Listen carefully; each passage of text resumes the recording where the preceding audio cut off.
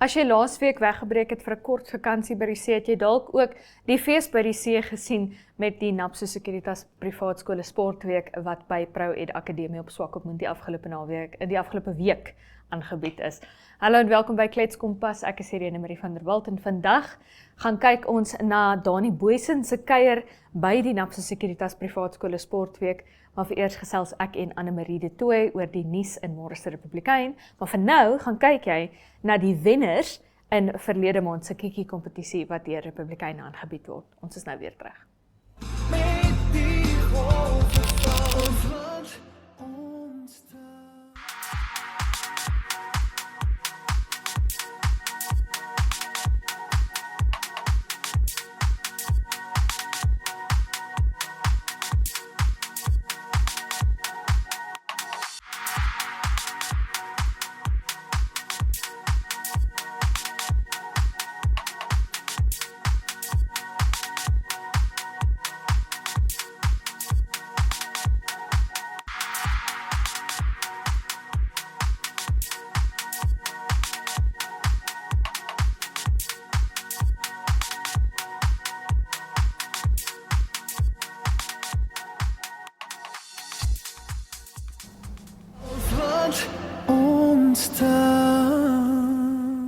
Annemarie de Tooy saam met my in die Klets Kompas ateljee. Annemarie, hoe gaan dit? Het gaan goed, dankie. Ek het lekker baie klein Saterdag op mekaar gehad. So ek voel weer uitgerus. Hoe gaan dit met jou? Die klein Saterdag bundle pack. Ja.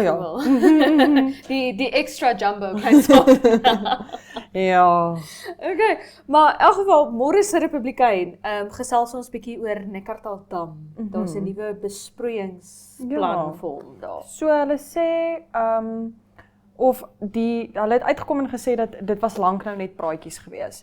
En hulle is regtig nou moeg daarvoor. So in 2027, as ek dit nie mis het nie, begin 2027 gaan hulle die tenders begin adverteer om te kyk wie daai besproeiingsstelsel gaan opstel en wie beheer gaan van daarso. Want hulle sê hulle wil landbou in die area graag promote, nou kan ek bevorder. Ek het amper gesê promoveer. Jy kan sê promoveer eintlik. Is 'n groot woord daai. Jy kan nogal sê promoveer. Maar ja, hulle wil landbou in die area bevorder, veral onder die jeug, wil hulle daai geleentheid gee vir dit om 'n amper wil ek sê self-sustaining area te word. So ek is nogal opgewonde om te sien, daar is natuurlik ook 'n bietjie negativiteit rondom dit waar hulle gepraat het, wat hulle net gesê het, omdat dit nou al so lank net praatjies is, want ek en jy het nou al 'n klomp keer oor die Neckartal Dam en die besproeiingsstelsel gepraat, is daar negativiteit rondom dit en die mense wil net weet wanneer en hoe en hoekom vat dit so lank. En toe op die ou einde net gesê, die vonnis lê nou by die president, om seker te maak dit word die dringendheid toegeken wat dit verdien, om seker te maak dat wanneer daai tenders begin geadverteer word, die persoon wat dit kry, die regte persoon is vir die werk en dat dit vinnig gebeur en dat dit effektief gebeur, om seker te maak dat landbou in die area bevorder word. Ja, ek moet vir jou sê, ek weet as joernalis moet ek nou nie kante kies, veral nie in die politiek nie, maar dit voel vir my, en ek kan dit dalk verbeel, maar dit voel vir my asof hierdie weergawe van die regering so half nou op hulle agterbene staan en nou begin sê, luister, hierdie moet gebeur en hierdie moet gebeur. Ons het al voorheen op Klets Kompas gepraat oor daardie neiging, weer eens wat dit vir my voel soos 'n neiging wat hulle het om te sê, okay, maar hierdie moet nou binne 3 maande gebeur, or else, jy weet, or else what. Maar terselfdertyd, dit voel vir my veral met hierdie tipe dinge, daar's dinge wat begin vorm aanneem en dinge wat nou al lank lê wat nou van die president se tafel af begin kom en van ministers se tafels af begin kom. Wat ook terselfdertyd voel ek, dit is dan belangrik vir ons as Namibiërs om nie te dink hierdie is God se gawe aan die mensdom nie. Hierdie is wat 'n regering veronderstel is om te doen. Ek weet dit is moeilik om dit te glo, maar jou regering is veronderstel om planne en geboue en dinge in plek te sit sodat jou lewensgehalte kan beter raak. Die groot dinge te doen sodat die klein dinge in jou lewe kan beter wees. Jy weet, dit is waarvoor 'n regering is. Dit is waarvoor jy stem. Ek dink ek het nou die dag vir die eerste keer in een van my universiteitsklasse mooi daaraan gedink dat as jy stem, gee jy eintlik 'n deel van jou regeringsmag. Ons almal het eweredig die regeringsmag is eweredig versprei onder ons almal en wanneer jy stem vir iemand, gee jy vir hulle jou regeringsmag oor en jy sê doen met dit wat jy wil, ek vertrou dat jy my die beste gaan verteenwoordig. So dit is wat 'n regering is veronderstel om te doen. Hulle is veronderstel om te regeer met die regeringsmag wat jy aan hulle oorhandig het. Om trots te wees op jou regering en om te voel jou regering is doeltreffend en hulle doen dinge reg en hulle doen dinge vinnig en betyds en behoorlik. Dit is die norm. En dis een ding waarvoor ek vrees is dat Namibiërs dink, okay, hierdie is nou die beste wat dit ooit gaan wees in Namibië, omdat ons vir eens 'n regering het wat na kant toe begin staan. Ons het nou nog 'n paar jaar voordat ons sien of hulle daad by woord gaan sit vir die volgende paar jaar, maar ek dink die feit dat ons nou al in 'n tweede jaar van hierdie regering is en dinge is nog steeds besig om te gebeur. Voel ek kan ons nou begin sê, dis nie net dat nuwe besems die skoonste vee nie. Ja, en ek dink dit is soos wat jy sê, dis meer as net hierdie besproeiingsstelsel. As jy kyk na die Ramatex gebou en hoe lank hy nou leeg gestaan het in Esperance Loewendaal wat gesê het dit werk nou nie meer vir haar nie, ons moet iets doen hieromtrent. So ek stem 100% Ja, en saam met wat die jy sê. skoolkoshuis wat vir 12 jaar leeg gestaan het en ons gratis universiteite, sê wat jy wil oor gratis universiteite, daar's heelwat Namibiërs wat nou toegang het tot 'n kwalifikasie waarvan hulle nie eers kon droom 'n jaar of 2 gelede nie. So ja, die gehalte van jou onderwys gaan af, maar vra vir daardie persone wat glad nie toegang gehad het tot 'n tersiêre onderrig nie. Gaan vra vir hulle, sou hulle swakker gehalte onderrig verkies of geen onderrig, want dit was hulle keuses gewees. So vir jou wat met die witbrood onder die hand klaar, is dit nou nie lekker nie, want die gehalte van die onderrig gaan agteruit, maar hoeveel Namibiërs het nou toegang tot enige onderrig in die geheel? So ja, dit voel vir my asof dinge in 'n rigting beweeg. Ek is baie optimisties daaroor, maar hoop is ook skaam. Ons is nog 'n paar jaar wat ons nog gaan skaam wees en dan gaan Namibiërs weer stembus toe en gaan dan besluit of hierdie weer eens vir ek dink 'n oomblik daai regeringsmag terugkry en dan weer kan besluit aan wie hulle daardie stukkie van hulle regeringsmag gaan oorhandig. Ja. En dan ook die prokureur-generaal. Daar's vrae rondom wie ons volgende prokureur-generaal aanklaer-generaal. Aanklaer-generaal, ekskuus. Dis ek wat jou de mekaar gemaak het. Die AG is die PG in Afrikaans, die AG is die PG en die PG is die AG. Dit is so omgeruil. So ek meen ons sit nou al 'n tydjie, ons weet die huidige aanklaer-generaal wie se naam dit is op my tong, maar ek kan dit nie onthou nie. Ek wil amper sê se 10 jaar is geëxtend tot einde van hierdie jaar toe en hulle moet nou begin soek vir 'n nuwe aanklaer-generaal.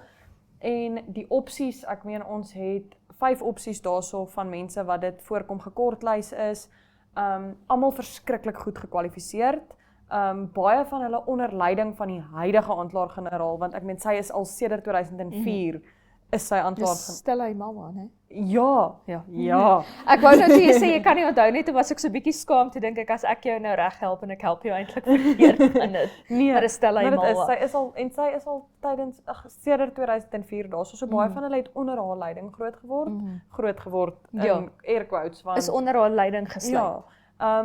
So ek dink werklik 'n mens moet die artikel gaan lees om in diepte te kan verstaan hoe goed almal gekwalifiseerd is, maar ek dink dit is 'n moeilike keuse wat ons voor die hand staan, want dit is regtig mense in wie ek voel jy almal jou vertroue kan plaas dat hulle die werk kan doen tot die beste van sy vermoë. Ek het bietjie met Sonja Smit gesels, die joernalis wat die artikel geskryf het, en sy het vir my gesê daar is invloede waarna 'n mens moet kyk wat ek en jy nie noodwendig dink ons na moet kyk nie, en ek wil nie nou te in diepte daaroor gaan nie, want dit is bietjie kontroversieel. Maar daar is goed waarna ek en jy nie weet, mense kyk nie waarna daar ook gekyk word. So, dit gaan nie noodwendig die voor die hand liggende kandidaat wees wat gekies word in daai posisie nie, maar ek is optimisties, maak nie saak in watter rigting dit gaan nie. Ja, maar aanklaer-generaal, ek dink mense besef nie wat die belang van die aanklaer-generaal is nie. Aanklaer-generaal se werk is basies om te besluit wie die staat aankla en wie nie. Dis nie die polisie wat hulle aankla nie. Die polisie neem hulle dalk in hegtenis, die polisie neem 'n paar voorlopige besluite oor gaan ons jou in hegtenis neem, gaan ons jou polisieborgtog vrylaat, jare. En dan oorhandig hulle daardie dossier aan die aanklaer-generaal en die aanklaer-generaal besluit of die staat genoeg bewyse het om hierdie persoon in die eerste plek aan te kla. Voordat hulle in 'n hof verskyn, voordat hulle moet gesê word, okay, jy gaan of jy gaan nie, het jy borg, het jy nie. Dit gebeur by die aanklaer-generaal. So dis absoluut van uiterste belang dat ons die beste moontlike kandidaat daarvoor kies. Maar ek gaan nou ons beste moontlike kandidaat hier van Kletskompas loslaat. Dankie dat jy by ons was, Annelie. Ek sien jou. Ons is nou weer terug met die weer. Namibia is a land of movement, with waves that never stop reaching forward. Here, adventure is not something we search for. It is something we are born into. In every corner of this country, creativity rises, from artists, from athletes, from dreamers. And when the world comes to explore Namibia, they discover something extraordinary. Because when sport moves people, creativity moves ideas, and tourism moves the world toward us. Something powerful happens. A platform where movement meets imagination, where industries connect, where opportunity grows, where Namibia's next chapter begins. Welcome to the Creative Sport Tourism Expo. Exhibit, partner, experience. Creative Sport Tourism.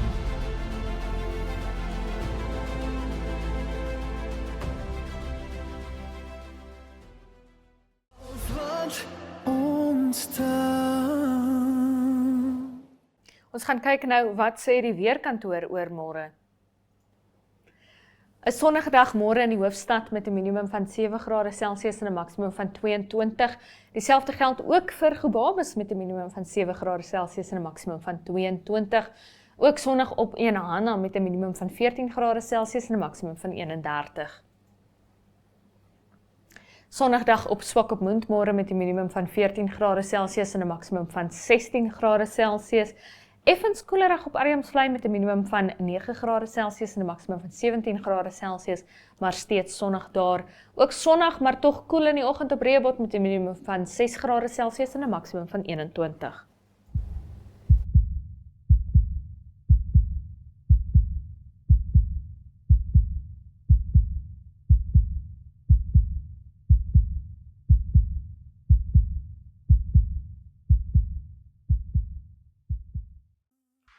GLP-1 is 'n medikasie wat 'n natuurlike hormoon in die liggaam naboots, wat help om bloedsuikervlakke en eetlus te reguleer. Hierdie middels is aanvanklik voorgeskryf om tipe 2 diabetes te behandel, maar sommige is nou goedgekeur vir gewigsbestuur by mense van 12 jaar of ouer. Algemene handelsname vir GLP-1-middels sluit onder meer in Wegovy, Ozempic, Zepbound en Trulicity. GLP-1 werk deur die leegmaak van die maag te vertraag, gevoelens van versadiging te verhoog en ook eetlus te verminder. Dit help ook die pankreas om insulien vry te stel wanneer bloedsuikervlakke hoog is. Die meeste GLP-1-middels word self toegedien via inspuiting, hetsy 1 keer per week of daagliks, hoewel Rybelsus in pilvorm beskikbaar is. Benewens die bereiking van beduidende gewigsverlies het navorsing getoon dat GLP-1-middels die risiko van groot kardiovaskulêre gebeure soos 'n hartaanval of beroerte by mense met tipe 2 diabetes kan verminder. Hierdie voordele blyk selfs te geld vir mense sonder diabetes wat 'n geskiedenis van kardiovaskulêre siekte het. GLP-1 is ook goedgekeur vir die behandeling van matige tot ernstige obstruktiewe slaapapnee en metabolies geassosieerde statiohepatitis, oftewel MASH, wat voorheen bekend was as 'n vetterige lewersiekte. Die gebruik van hierdie medikasie word ook geassosieer met verbeterings in geestesgesondheid en ook lewensgehalte.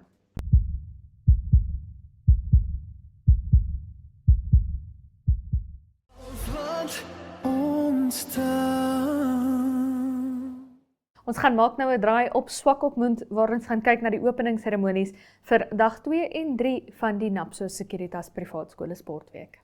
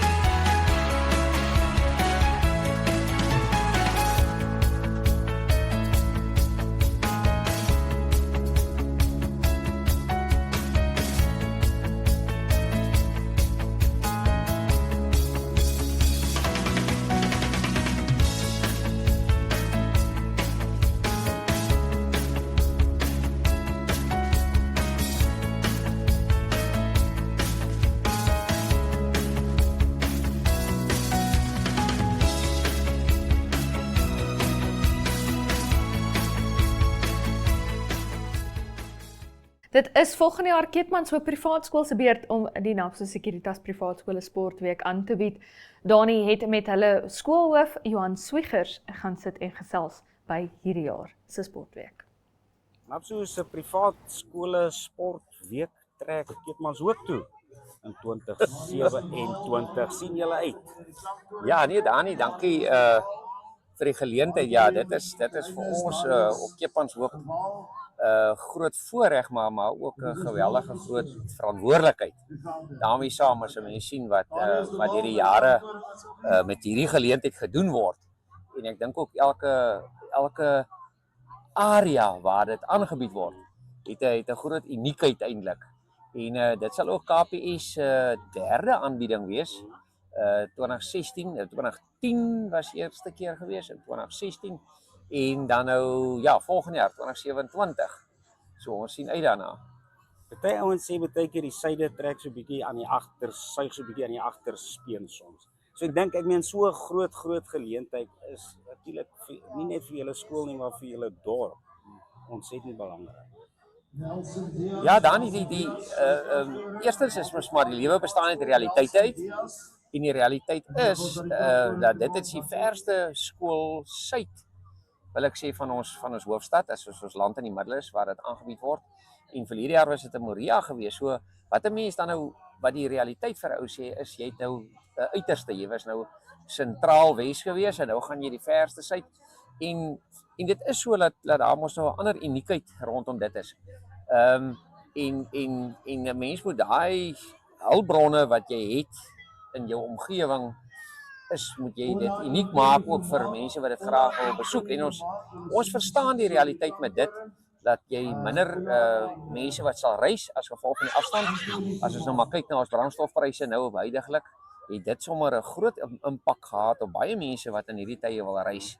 En ons ekonomie soos ons weet is mos op die stadium is dit maar dis maar hard om somme te laat werk. En veral in ons privaat skole wat mos nou die aard van die saak is ook geen regeringshulp ontvang nie, moet alles maar gegenereer word. So ons beraam om 'n bietjie minder mense miskien te huisves. Wat huisvesting is mos nou maar klaar ook, kan akkommodasie is ook 'n groot uitdaging. Dit is die grootste uitdaging vir ons om mense daarmee te kan akkommodeer. En ja, soos Prou het hierdie jaar hulle paviljoene 'n groot uitdaging was, het ons 'n groot voordeel dat met die Nieuwspyperkap het ons Keetmanshoop munisipaliteit geweldig geld oor die 6 miljoen geïnvesteer in die gronde daar wat 'n ongelooflike rol sal speel om vir ons dit moontlik te maak. Want sonder 'n fasiliteit kan jy nie so van omvang van so 'n byeenkoms kan jy aanbied nie. Ons is baie dankbaar daarvoor ook en mense moet nou bou op dit verder. Ons bied van 2 tot 4 September bied ESP die Kreatiewe Sporttoerisme Expo aan. Wat is vir jou die grootste toerisme aantrekkingskrag van die suide van Namibië? Wat maak dit spesiaal? Ja, daar kan ek nou ou sou gedink dat jy en ek lag nou daaroor, maar met my agtergrond kom uit Gondwana uit en Klein Vista is en dis nie 'n platform om advertensie te maak af nie, maar ons Swiegers kom van Klein Vista was af en my twee broers is nog daar. Ek was 6 jaar betrokke en dis waar my breek eintlik in die onderwys gekom het. Ek was tot 2003 betrokke gewees, hoof by PK de Villiers en ja, en toe het ek ander opsies gekyk en ek was 6 jaar saam met die broers betrokke in die toerisme en bedryf. So dis 'n industrie wat my baie na in die hart lê. En as ons net eenvoudig kyk na wat se bydrae dit tot ons GDP van ons land bring. En 'n mens kan na dit gaan kyk, is die syfers wat ek daai tyd kan onthou rondom 18%, maar ek reken is heelwat meer as dit is. So dis 'n geweldige belangrike deel en as 'n mens nou kyk na die syde wat jou vraag nou vir my is op dit, is dat ja, dit gaan mos maar oor die wydheid en die vistas wat 'n mens het in die syde. Alles raak stil, dis ooptes en dis die kalmte wat daar is. Keetmanshoop self, wat ek sê, die Nekkertal projek was 'n groot projek gewees en ek meen ons sit met 'n geval wat die dam 2 jaar in 'n ry oorgeloop het en dit het maar nie sluise wat water uitlaat nie, behalwe nou vir die opwegging van hidroelektrisiteit onder en dan 'n moddersluise, maar dis 'n oorloopwal waar die Noutedam wat ons nou net so sit met twee van die Nekkertal definitief 3 keer groter as die Hardapdam. sit jy dan nog aan die Noute Dam ook, wat was nou maar die ou dam is, wil ek wil sê, en jy sit met Noute Kristal daar, ag, mense kan ry so toe, hulle kan gaan proe daar, jy kan Nekkertal gaan kyk, Kokerboomwoud lê reg, daar is die Nolte familie met die cheetah feeding, en die net die Kokerboomwoud op sigself wat hy ook kan gaan kyk. So daar mense dink baie keer daar is niks om te doen nie en ek dink tog Kepanshoop kan baie bied. Dis 'n lang lys. Kyk, hy syde is wyd en oop, soos die Here se genade kan mens sê. Ons hoop julle bekers gaan oorloop in die sportweek volgende jaar. Sterkte. Ja, baie dankie vir die geleentheid. Dit is wonderlik. Daarmee die einde van vandag se episode van Klets Kompas. Baie dankie dat jy by ons aangesluit het. Onthou, jy kan Klets Kompas elke maandag tot donderdag aand om 8:00 die aand op Netwerk Televisie DStv 285 en GoTV 25 in Namibië sien, as ook op oneup2.com sou jy dit aanlyn verkies. Maar tot môre van my en die Klets Kompas span, is dit mooi bly.